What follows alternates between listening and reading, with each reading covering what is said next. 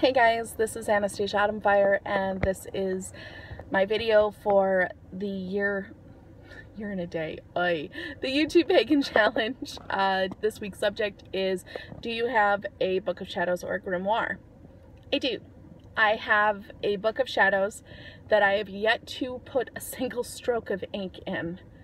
I'm very hesitant to write in it, and I have my reasons.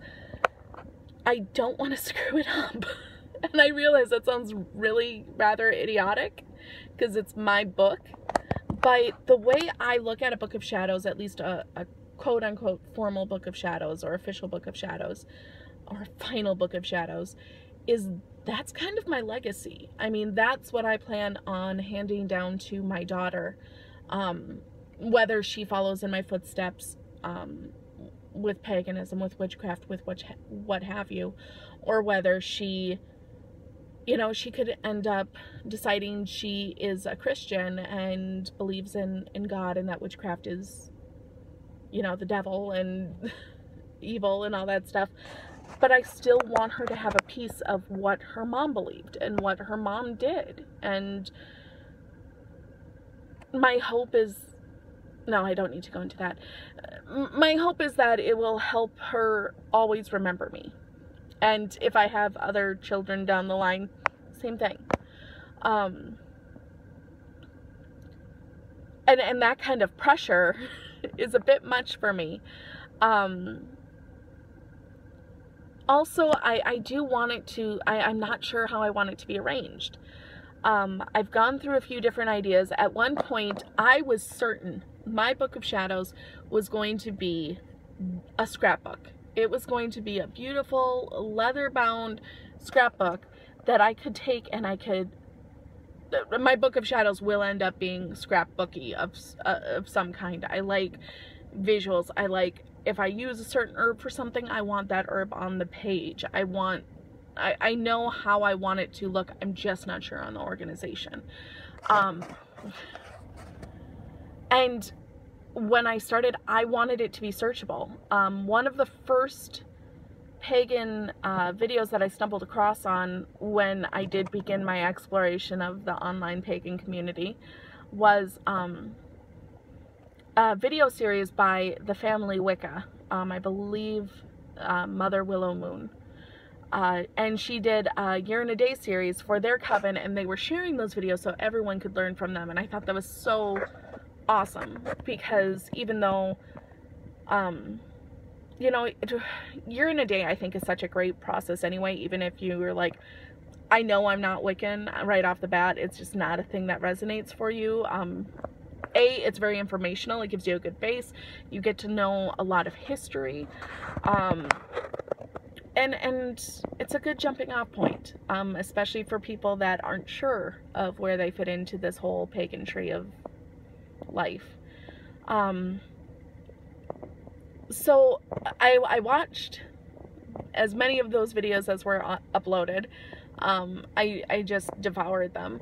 And one of them was on Book of Shadows, and she went into detail on organization, and she said really and this is what I found to be true as well, really a great helpful hint is to have a working Book of Shadows. Now, whether that is, for her it was like a 3-ring binder with protector sheets, and you could divvy it up into different subjects and this and that. For some people it's, the wire ring binders or the composition notes. For some people it's their laptop or computer. For me it is Stilo notepads. I cannot get enough of those things, the ones with the little wires on the top and they flip. I know in some of my videos you've seen them. All of my knowledge has gone into those suckers, and I have a plethora of them all over my house. I mean, it's insane. And I was discussing this because I went to a local nerd shop, and like I said, I knew I wanted a scrapbook. In Mother Willow Moon's video on this, she said, in her opinion, a formal Book of Shadows should not be searchable. Your working Book of Shadows should. So if you go, oh, I really want to work, I need to do something for protection, and you can search it and there it is. I wish I was that organized. I'm not. But I wanted my work, my official or final or ceremonial or however you phrase it, I want my nice book of shadows to be searchable too. So I thought a scrapbook would be perfect. I can move pages around, I can get things organized. I thought it was a great idea. Then one day I went to a local nerd store called The Source. It's about comics, Magic the Gathering, Dungeons and Dragons, all my passions. Things that I love. But I noticed they started getting some kind of witchy stuff in there too, and I was like, I am totally digging this. And I went in there one day and they had these beautiful leather bound handmade books. And at the time I was looking for, of all things, the Sailor Moon gift for my buddy Brandon, for his birthday, and they had a Celtic Cross book, and I'm like, for some reason with Brandon's path, Celtic crosses always come up for me. Whenever I see one, he's who I think of. So I'm like, oh, I need to get him this. This usurps Sailor Moon. And as I was walking around the store looking at other nerd things, because that's how I roll, I thought, you know, I wouldn't want someone to buy me a book of shadows. A journal? Oh my God, yes. I love getting journals. I love the journals I have. But a book of shadows is such a personal thing, and I think it really needs to be something that calls to you, something that you look at and you just go, yes, that's it. And you have this bond with it and this connection. And I realize that kind of sounds silly, but that's what I want. And the few people that I have practice with, Brandon, my witchy sister in arms, Elizabeth Crystalhawk, both of them, I know feel the same way. And I bought Elizabeth a journal, and I think she's now taken it to be her working book of shadows. But I would never be as presumptuous to buy her an actual book of shadows. And I do see a distinction there. For me, I know I've seen people that have just book of shadows, that's it, and they'll try things and they'll cross it off. For me, a book of shadows is where I have tried this, it has worked, it was wonderful, this is going in there. It's my final say. It's my final go forward. It is a thing, if that makes sense. But anyway, back to my story. So I ended up putting back the Celtic Cross book, because I'm like, I know Brandon would want to pick out his own, and this would be, I mean, this would be an amazing journal for him, but you look at it and you know it's not a journal. It's supposed to be more. So I thought it was better to leave it in the universe for that person that it was meant for. And then like a week or two later, I went back to the Source, this time with my witchy sister in arms, and I was telling her about these books, and I wanted to show her the Celtic Cross, because she also really loves that imagery, and they didn't have it. And one of the guys that owns the place, there are like 4 or 5 owners of this shop, it's a great shop, it's like, oh no, we're ordering more though. So he took down my name to call me when the when the Celtic Cross came in. And it came in, and I'm like, you know, maybe I'll just get this for myself. Maybe this is, I didn't feel that, you know, skies lighting up, clouds rolling away, seas parting, just, oh, didn't feel that. But it was a nice book. I liked the imagery. I loved the leather and the page and the, you know, handmade pages and all of this. It spoke to me, so yeah, I could roll with it. And then he's like, he called, so he took my name, called me when I came in. I came in to pick it up.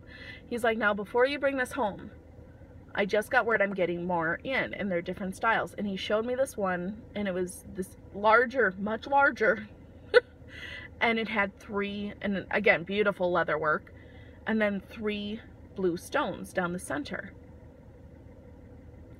And this was on a computer screen. Just instantly, I'm like, yep, that's it. That's my book. I want that. 3 has always been a very magical number for me. blue stones will always be a tie to my path. I don't necessarily know why. It's something that just comes up throughout my life. And especially since rediscovering my path and becoming part of it. My witchy sister-in-arms even had this dream where she and I were being tested by, we believe, the goddess Freya. Just because we both had meditated and come to Freya several times, being like, because we were both feeling very drawn to her and like, hey, are you our matron? Is this, you know, is this a thing? To me, she instantly, like, I don't think it needed to be more than it was. She instantly was just, nope, just no. It was pretty self-explanatory. But when Elizabeth went to her, she had a dream, and in that dream she and I were there, and she believes it was Freya she was having us eat these blue stones. And it was a test, because we both kind of were like, Crystal Hawk especially, she was like, these could be poison for all I know. I'm not eating this. And she's like, if you want to know more, you'll eat this. I'm telling you to eat this. And she did, and I did. We both did. And the next night, Caradwyn was revealed to Elizabeth. And a few months down the road, hell came to me. It's always a few months down the road with me, because you have to really nail something into me for my thick head to get it. But anyway, my point is, these blue stones really spoke to me. This was my book. Not a scrapbook. Not something I can organize. And that's why I'm like, I'm just tripping over myself. Like, do I have it just be for maybe deity workings? Do I have it just be for incense or herbal blends, or maybe just herbs in general? Do I have it be for candle making? Do I have it be just for crafts? And I think what I have decided to do finally, and I believe I came to this conclusion like a couple of months ago, I'm going to go through all my beautiful little stilo notepads with the wires on the top and chronologically go through and enter in craft by craft, blend by blend, spell by spell, everything I have ever done thus far into this book, making it, even though I fought so hard when I watched that video the first time by Mother Willowmoon, and she said, you know, it's not something that's supposed to be searchable. It's supposed to be kind of your process and your progress and your path as you've walked it. I'm like, nope, can't do that. I'm too neurotic. I want it to be searchable. I want it to have all this. In the end, the universe, and I think for some people it works differently, but for me, it seems like every time I get a thought in my head and nope, I'm not doing this, the universe is like, yeah, you are though, because that is exactly what's happened. I've got this beautiful book, not at all what I expected it to be, not at all where I expected to find it. If I did find a book to be crafted by someone, I thought it would be like a Renaissance festival, or, you know, one of my witchy shops, or something, some great little artisan boutique. I can't talk. But no, lo and behold, a nerd shop had it. And it won't be searchable. It's just, it is going to be my path, chronologically, historically, as it's come about. And it is going to be a pain in the ass to have to organize, because I've got a lot of those stilo notepads. But I think it's great, because I think it will be a huge reflection for me writing in it when I do have the time and the patience, and I know how I want to write in it. Because then once you decide, okay, this is how I'm going to organize my book, for me, do I want to use different colored inks? Do I want to use a calligraphy pen? Do I want to, you know, there's just so many things that, because I want it to be this beautiful piece of art, for lack of a better phrase, something more meaningful than a journal, something more meaningful than something I just write in. And I mean, what's more meaningful and more personal than a journal or something you personally write? So yeah, I guess that's my video on if I have a book of shadows. I do. It's a bit of a conundrum because I am putting so much emphasis on this piece in my practice because, and actually I'm just realizing this as I'm saying these words, so I apologize if this seems a bit flighty or not cohesive. I'm kind of going through an epiphany, for lack of a better phrase. My path deals so much with past, not only my past but my ancestors, but a lot of my past. Acceptance, embracing, and moving on. And a lot of it is needing to take that time and that process and then go through that reflective nature, like seeing where I've been and looking at it and analyzing it and understanding it and then moving on, but knowing that it will at one point or another come around again. And I desperately want to have that peace be there for my daughter and be there for her children and any other children I may have, and their children's children and their children's children. I want this to last the ages, and that's huge. I mean, that's such a huge thing. My Grandma Marie, who taught me so much about herbs and a lot of gypsy tradition, and I mean, just some great things that she saw and did. She has, you know, bits and pages and some little scribblings, but nothing formal, nothing bound, all one cohesive piece of knowledge. And that's what this is. I mean, that's what a grimoire is for me. That's what a book of shadows is for me. It's what I leave behind. I am apologizing, especially if there are any empaths watching this. Something is just hitting me. So yeah.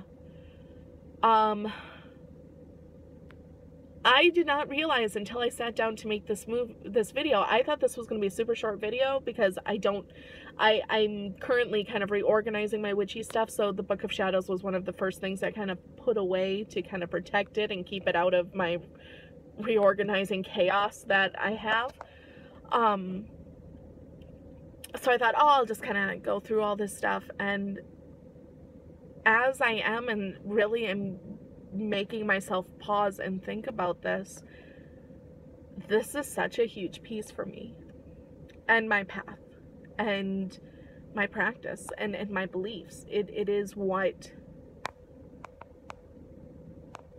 it's what's left behind. It's my legacy. So yes, I do have a Book of Shadows. I think it is an amazing it's an amazing thing to have and to leave for those that will come after. And I'm going to leave that there. So thank you so much for watching, and I hope you all have a very blessed day. Blessed be.